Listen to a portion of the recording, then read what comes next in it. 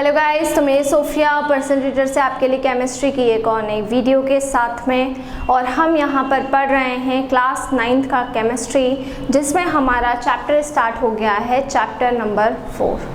Chapter number 4 है हमारा structure of atom. तो स्ट्रक्चर ऑफ एटम को हम यहाँ पर डिस्कस करने वाले हैं। स्ट्रक्चर ऑफ एटम क्या होता है, इसको हम किस तरीके से पढ़ते हैं।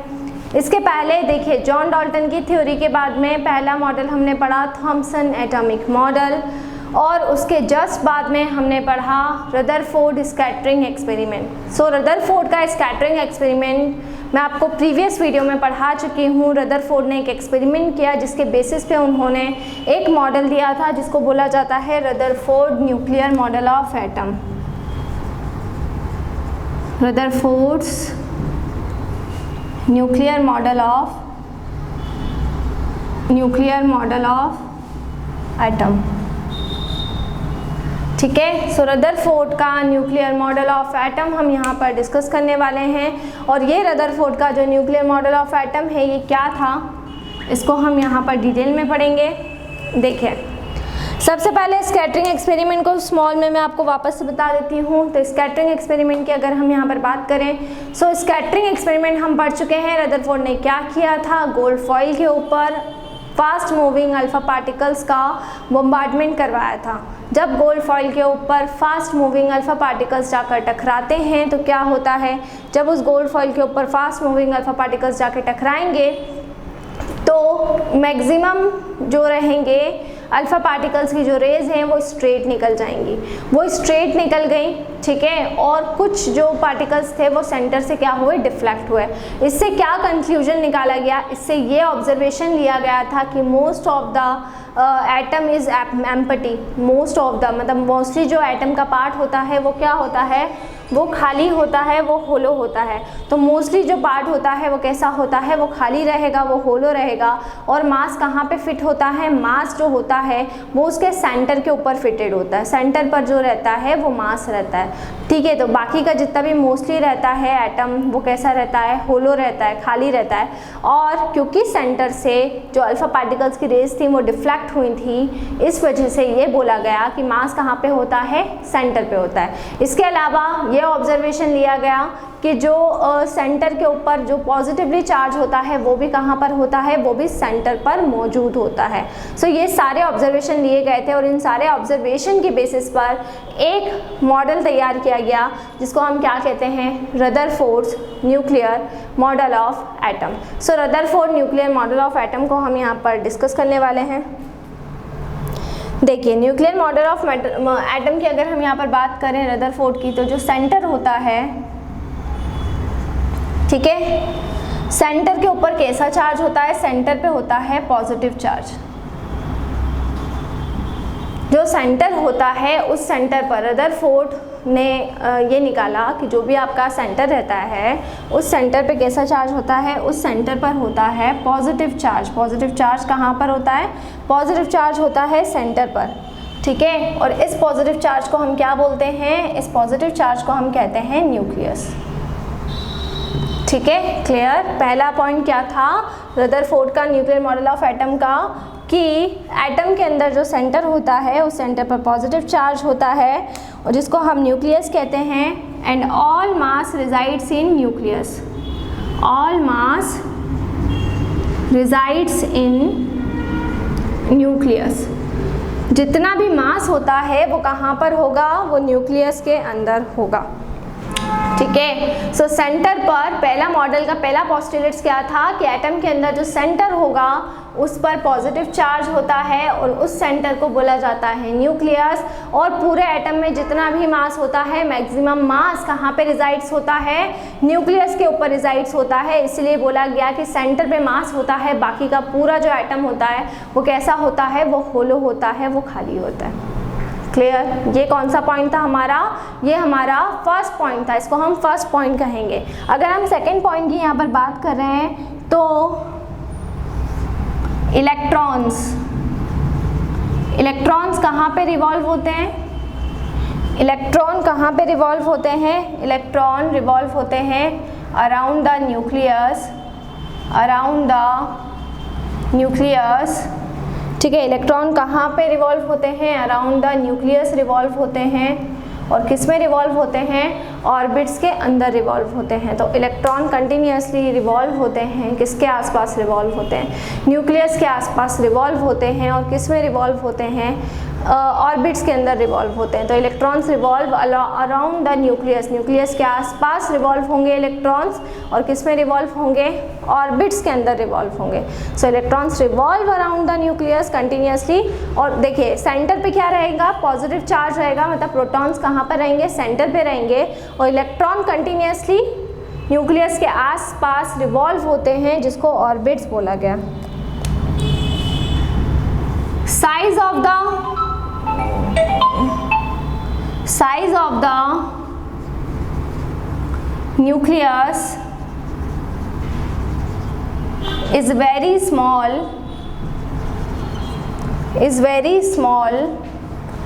as compared to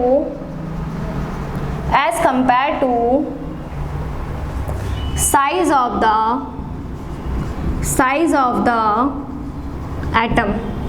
न्यूक्लियस का जो साइज़ होता है वो बहुत ही क्या होता है? छोटा होता है। अगर हम एटम के कंपैरिजन में न्यूक्लियस के साइज़ का कंपैरिजन करें तो ये क्या होता है? ये बहुत ही छोटा होता है। ये क्या होता है? बहुत ही स्मॉल होता है और बहुत ही ये क्या होगा? छोटा होगा। ठीक है, क्लियर? आ रही बात समझ में? तो ये जो साइज़ रहेगा ये क्या होगा? बहुत ही छोटा होगा। ठीक है, तो ये था हमारा न्यूक्लियर मॉडल ऑफ एटम। ठीक है, क्लियर? कि जो सेंटर होता है उस पर पॉजिटिव चार्ज होता है, जिसको हम क्या बोलते हैं? न्यूक्लियस कहते हैं। और जितना भी मास कैरी होता है वो कहाँ पर कैरी होता है? न्यूक्लियस के अंदर कैरी होता है। फिर इलेक्ट्रॉन्स जो होते हैं वो न्यूक्लियस के आसपास किस में रिवॉल्व होते रहते हैं? ऑर्बिट्स के अंदर रिवॉल्व होते रहते हैं। ऐसा किसने बोला था? रदरफोर्ड ने कहा था। और न्यूक्लियस का जो साइज़ होता है, वो जो न्यूक्लियस का साइज़ होता है वो एटम के कंपैरिजन में इतना कम होता है कि वो निग्लिजिबल होता है। इसलिए हम कहते हैं कि द रेडियस ऑफ द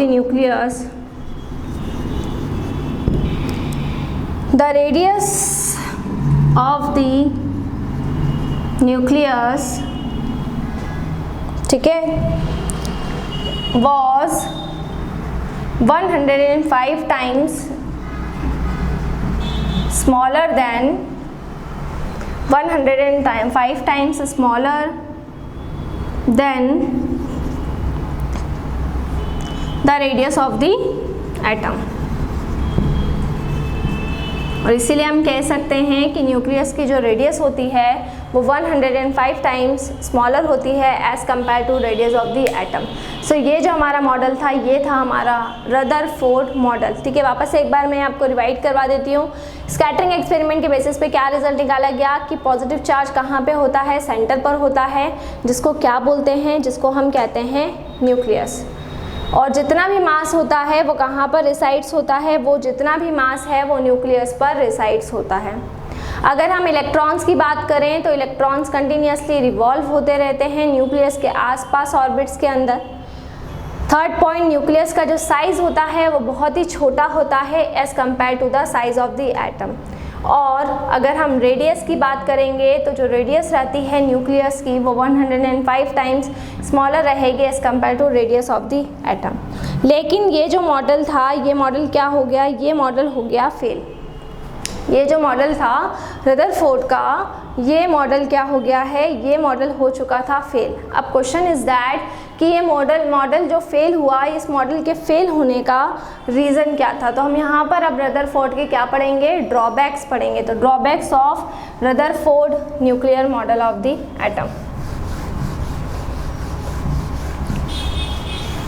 ठीक है, सो हम यहाँ पर पढ़ने वाले हैं Rutherford nuclear model of the atom के ड्रॉबैक्स को, कि कौन कौन से ऐसे ड्रॉबैक्स रहे जिसकी वजह से ये जो हमारा मॉडल था ये फेल हो गया। So the next topic is drawbacks of Rutherford model of atom.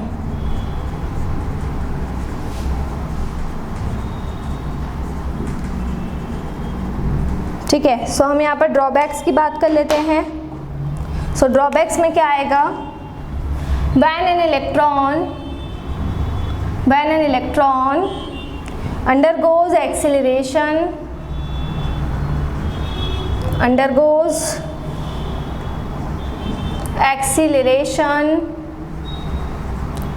ठीक है, it radiates energy,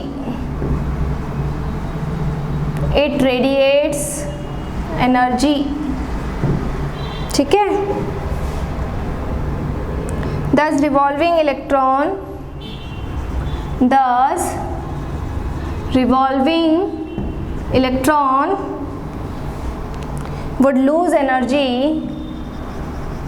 would lose energy,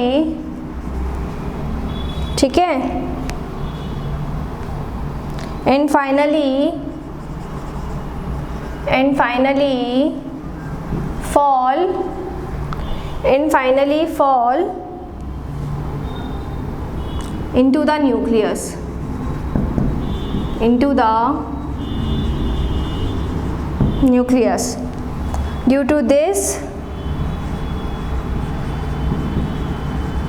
Due to this, atom should be highly unstable.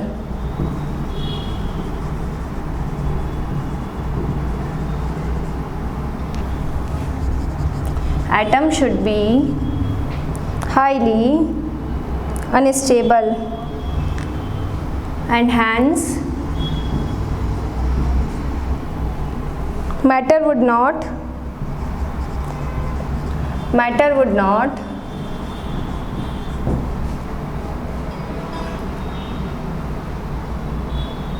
exist in the form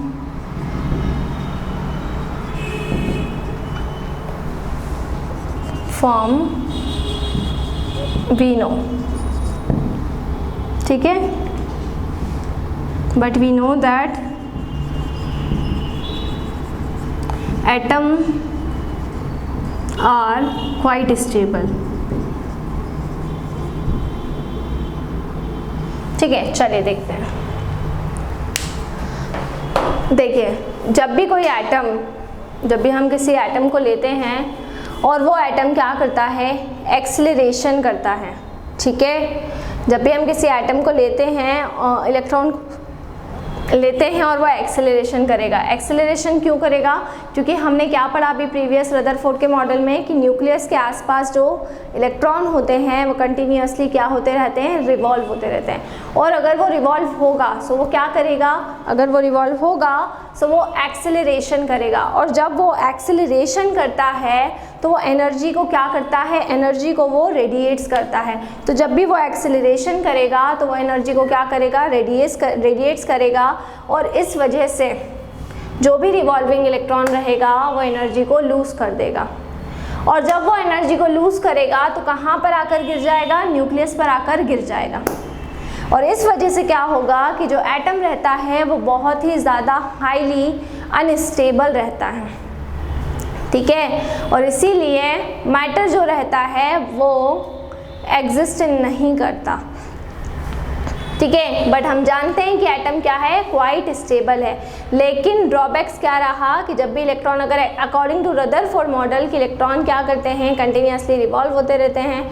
लेकिन अगर वो revolve हो रहा है तो उसमें एक्सेलरेशन होगा और एक्सेलरेशन की वजह से वो एनर्जी को लूज़ करेगा और वो न्यूक्लियस पे आके गिर जाएगा, ठीक है। और इस वजह से एटम क्या हो जाएगा, हाईली अनस्टेबल हो जाएगा अकॉर्डिंग टू रदरफोर्ड। लेकिन ऐसा नहीं होता, इलेक्ट्रॉन न्यूक्लियस पर आकर गिरता नहीं है। इसका मतलब क्या हुआ कि रदरफोर्ड ने जो बोला था, ठीक है, वो क्या बोला था, वो उनका स्टेटमेंट क्या था, गलत था। जो एटम होता है वो हाईली स्टेबल होता है और इसीलिए मैटर जो रहेगा वो उस फॉर्म में एग्जिस्ट नहीं करेगा। बट हम जानते हैं कि एटम कैसा होता है, एटम जो होता है वो थोड़ा स्टेबिलिटी रखता है, वो स्टेबल होता है। इसीलिए यहाँ पर इस ड्रॉबैक की वजह से क्या हुआ, इस ड्रॉबैक की वजह से रदरफोर्ड का जो ये मॉडल था वो फेल हो गया। और उसके बाद में हमारा अगला मॉडल आया जिसको हम कहते हैं बोहर्स एटॉमिक मॉडल। जो मॉडल किसने दिया था, नील बोहर ने दिया था। तो देखिए, सबसे फर्स्ट मॉडल किसका आया था, सबसे पहला मॉडल था जे.जे. थॉमसन का मॉडल। फिर सेकंड मॉडल किसका आया, सेकंड मॉडल आया रदरफोर्ड स्कैटरिंग एक्सपेरिमेंट से रदरफोर्ड का मॉडल। और अब हम हमारे थर्ड मॉडल की तरफ प्रोसीड करेंगे, जिसको हम कौन सा मॉडल बोल रहे हैं, Rutherford nuclear model of the atom.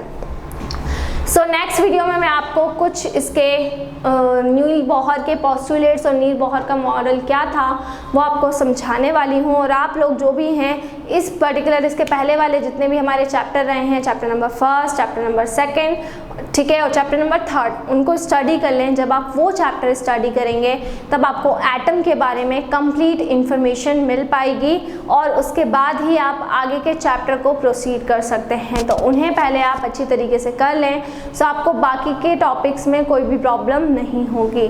सो घर पर रहें, सुरक्षित रहें, बाहर ना निकलें, बहुत ज़रूरी हो तो ही बाहर निकलें। और प्रीवियस 9th क्लास की केमिस्ट्री आप टाइप करें, उसमें जाकर आप मेरे पुराने तीनों चैप्टर पढ़ सकते हैं। 11th 12th का कंटेंट आप लोगों के लिए ऑलरेडी अवेलेबल है, जो बच्चे 11th 12th का पढ़ना चाहते हैं वो भी कर लें। और जैसे ही मैं 9th का सिलेबस कंप्लीट कराऊंगी तो बहुत जल्दी मैं 10th की केमिस्ट्री फिर लेने वाली हूँ। सो घर पर रहें, सुरक्षित रहें, बाहर ना निकलें, बहुत ज़रूरी हो तो ही बाहर निकलें।